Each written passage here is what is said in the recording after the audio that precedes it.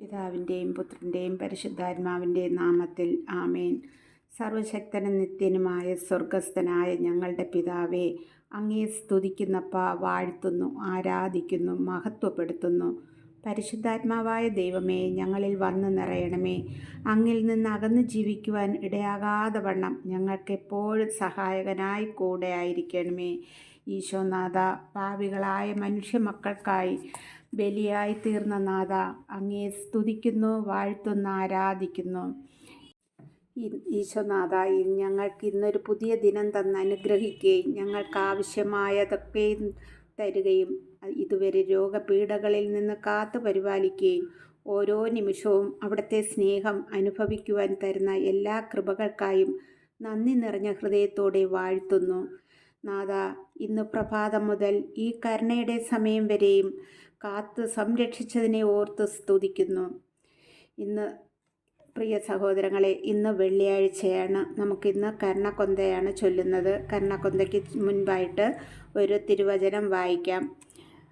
ഞാൻ എടുത്ത തിരുവചനം പ്രാർത്ഥിച്ച് വചനം വായിക്കുവാൻ ഇരുന്നു. എടുത്ത വചനഭാഗം ഹെബ്രായർക്കെഴുതിയ ലേഖനം 4-ാം അധ്യായം വായിച്ചു. 1 മുതൽ 13 വരെയുള്ള വാക്യങ്ങൾ വായിച്ചു. ഞാൻ മുൻപൊക്കെ വചനം വായിക്കുമ്പോൾ ഞാൻ ഇത്രയും ആഴമായി ഗ്രഹിച്ചിട്ടില്ലായിരുന്നു.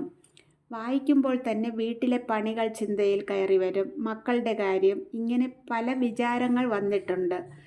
ഇപ്പോൾ അതല്ല.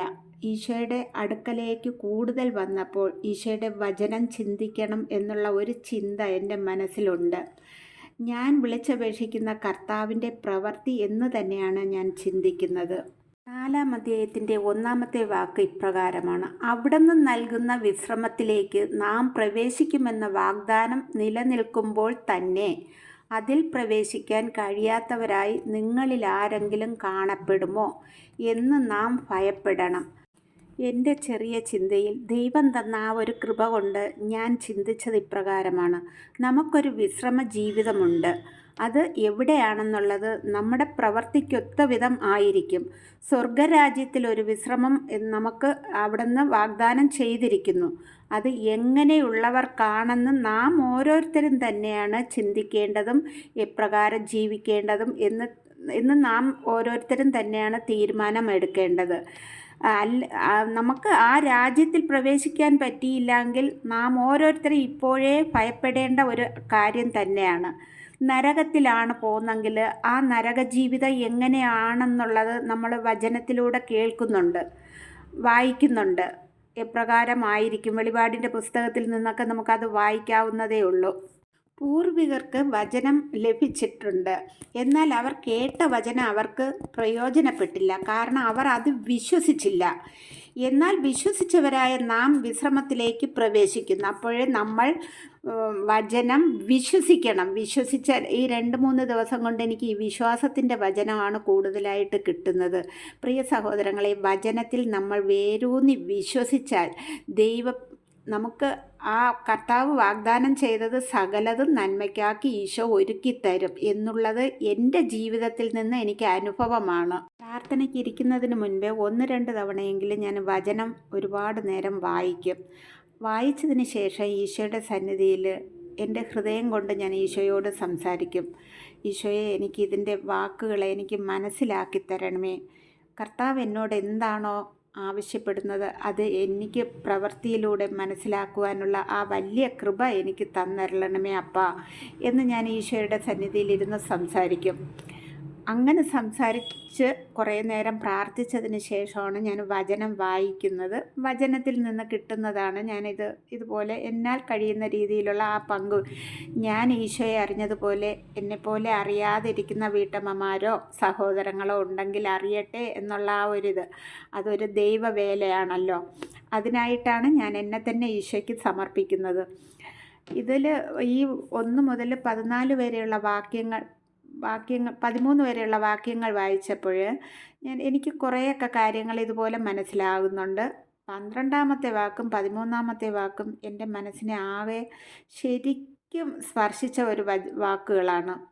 ആ വാക്കുകൾ ഇങ്ങനെയാണ്: ദൈവത്തിൻ്റെ വചനം സജീവവും ഊർജ്ജസ്വലവുമാണ്, ഇരുതല വാളിനേക്കാൾ മൂർച്ചയേറിയതും ചേതനയിലും ആത്മാവിലും സന്ധിബന്ധങ്ങളിലും മജ്ജയിലും തുളച്ചു കയറി ഹൃദയത്തിൻ്റെ വിചാരങ്ങളെ നിയോഗങ്ങളെ വിവേചിക്കുന്നതുമാണ്.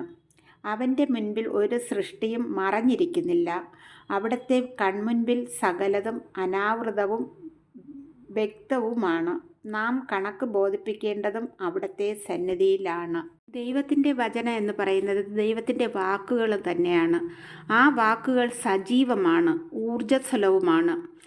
ഒരു പിച്ചാത്തി ഉണ്ടെങ്കിൽ ആ പിച്ചാത്തിക്ക് 2 വശങ്ങളുണ്ടെങ്കിൽ ആ 2 വശത്തിന് നല്ല മൂർച്ചയാണല്ലോ.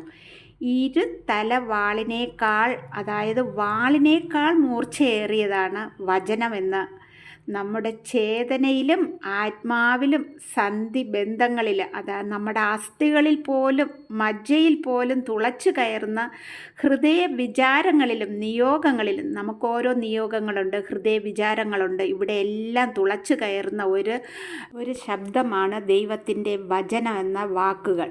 വീണ്ടും ഇവിടെ ഇങ്ങനെ പറയുന്നുണ്ട്, അവൻ്റെ മുൻപിൽ, ആരുടെ മുൻപിൽ? ദൈവത്തിൻ്റെ മുൻപിൽ ഒരു സൃഷ്ടിയും മറഞ്ഞിരിക്കുന്നില്ല. സകലത് സൃഷ്ടിച്ചത് ദൈവം തമ്പുരാനാണല്ലോ. അപ്പോൾ ദൈവത്തിൻ്റെ സന്നിധിയിൽ ഒന്നും മറഞ്ഞിരിക്കുന്നില്ല.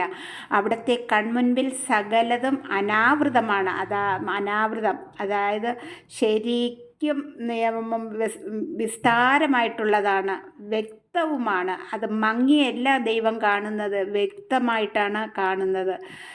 അതിനെല്ലാം നാം എന്ത് ചെയ്യുന്നോ അതിനൊക്കെ നാം കണക്ക് ബോധിപ്പിക്കേണ്ടതാണ്. അത് അവിടുത്തെ സന്നിധിയിലാണ്. ദൈവസന്നിധിയിൽ നമ്മൾ ഓരോരുത്തരും കണക്ക് ബോധിപ്പിക്കേണ്ടതാണ്. നാം ഭൂമിയിൽ എപ്രകാരം ജീവിക്കുന്നുവോ അതിന് തക്കതായ പ്രതിഫലമുണ്ട് എന്നുള്ളത് ദൈവവചനം പറയുന്നുണ്ട്. എൻ്റെ പ്രിയ സഹോദരങ്ങളെ, നാം പ്രാർത്ഥനയിലൂടെ ആയാലും എളിയവരെ ഹെൽപ്പ് ചെയ്തായാലും രോഗികളെ ശുശ്രൂഷിച്ചായാലും നമ്മൾ ദൈവസന്നിധിയിൽ കൂടുതൽ അടുത്ത് ജീവിക്കുക. നല്ല പ്രതിഫലം ദൈവസന്നിധിയിൽ നിന്നും വാങ്ങുവാൻ കടമപ്പെട്ടവരായി ജീവിക്കുക. ഇതാണ് എൻ്റെ പ്രാർത്ഥനയ്ക്ക് നിങ്ങളോട് പറയുവാനുള്ളത്. ഇനി നമുക്ക് കർണക്കൊന്തയ്ക്കായി തുടങ്ങാം. ഇതിലെത്ര തവണ കർണക്കൊന്ത ചൊല്ലാൻ പറ്റുമെന്ന് എനിക്കറിയത്തില്ല.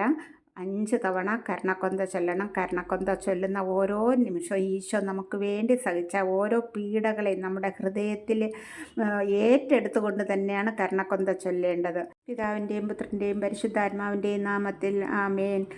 സ്വർഗസ്ഥനായ ഞങ്ങളുടെ പിതാവേ, അങ്ങയുടെ നാമം പൂജിതമാകണമേ. അങ്ങയുടെ രാജ്യം വരണമേ. അങ്ങയുടെ തിരുമനസ് സ്വർഗത്തിലെ പോലെ ഭൂമിയിലാകണമേ. അന്നന്ന് വേണ്ടുന്ന ആഹാരം ഇന്ന് ഞങ്ങൾക്ക് തരണമേ. ഞങ്ങളോട് തെറ്റ് ചെയ്യുന്നവരോട് ഞങ്ങൾ ക്ഷമിക്കുന്നത് പോലെ ഞങ്ങളുടെ തെറ്റുകൾ ഞങ്ങളോട് ക്ഷമിക്കണമേ. ഞങ്ങളെ പ്രലോഭനങ്ങളിൽ ഉൾപ്പെടുത്തരുതേ, തിന്മയിൽ നിന്ന് ഞങ്ങളെ രക്ഷിക്കണമേ. നന്മ നിറഞ്ഞ മറിയമേ സ്വസ്തി, കർത്താവ് അങ്ങയോടും കൂടെ സ്ത്രീകളിൽ അങ്ങ് അനുഗ്രഹിക്കപ്പെട്ടവളാവുന്നു. അങ്ങയുടെ ഉദരത്തിൻ ഫലമായ ഈശോ അനുഗ്രഹിക്കപ്പെട്ടവനാവുന്നു. പരിശുദ്ധ മറിയമേ തമ്പുരാൻ്റെ അമ്മേ, പാപികളായ ഞങ്ങൾക്ക് വേണ്ടി ഇപ്പോഴും ഞങ്ങളുടെ മരണസമയത്തും തമ്പുരാനോട് അപേക്ഷിക്കണമേ. ഒരു വിശ്വാസ പ്രമാണം കൂടി ചൊല്ലിയതിന് ശേഷം നമ്മുടെ കർണക്കൊന്തയ്ക്ക് തുടക്കമിടണം. നിത്യപിതാവേ, ഞങ്ങളുടെയും ലോകം മുഴുവൻ്റെയും പാപപരിഹാരത്തിനായി അവിടുത്തെ വത്സലസുതനും ഞങ്ങളുടെ രക്ഷകനുമായ ഈശോ മിശിഹായുടെ തിരുശരീരവും തിരുരക്തവും ആത്മാവും ദൈവത്വം അങ്ങേക്ക് കാഴ്ചയായി സമർപ്പിക്കുന്നു. ഈശോയുടെ അതിദാരുണമായ പീഡാസഹനങ്ങളെ ഓർത്ത് പിതാവേ, ഞങ്ങളുടെയും ലോകം മുഴുവൻ്റെയും മേൽ കരുണയായിരിക്കണമേ. ഈശോയുടെ അതിദാരുണമായ പീഡാസഹനങ്ങളെ ഓർത്ത് പിതാവേ, ഞങ്ങളുടെയും ലോകം മുഴുവൻ്റെയും മേൽ കരുണയായിരിക്കണമേ. ഈശോയുടെ അതിദാരുണമായ പീഡാസഹനങ്ങളെ ഓർത്ത് പിതാവേ, ഞങ്ങളുടെയും ലോകം മുഴുവൻ്റെയും മേൽ കരുണയായിരിക്കണമേ. ഈശോയുടെ അതിദാരുണമായ പീഡാസഹനങ്ങളെ ഓർത്ത് പിതാവേ, ഞങ്ങളുടെയും ലോകം മുഴുവൻ്റെയും മേൽ കരുണയായിരിക്കണമേ. ഈശോയുടെ അതിദാരുണമായ പീഡാസഹനങ്ങളെ ഓർത്ത് പിതാവേ, ഞങ്ങളുടെയും ലോകം മുഴുവൻ്റെയും മേൽ കരുണയായിരിക്കണമേ.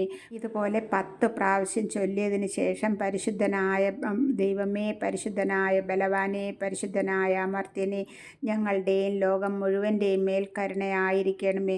ഇങ്ങനെ ചൊല്ലി 5 തവണ നമ്മളിതുപോലെ ചൊല്ലി പ്രാർത്ഥിക്കണം. പ്രിയ സഹോദരങ്ങളെ, നിങ്ങളെല്ലാവരും ഈ കരുണയുടെ സമയം ഈശോയുടെ സന്നിധിയിലായിരുന്നു കൊണ്ട് നമ്മുടെ കുടുംബങ്ങളെ ഓർത്ത്, ലോകത്തെ ഓർത്ത്, നാടിനെ ഓർത്ത് ഈശോയുടെ സന്നിധിയിൽ സമർപ്പിച്ച് പ്രാർത്ഥിക്കാം. ആമേൻ.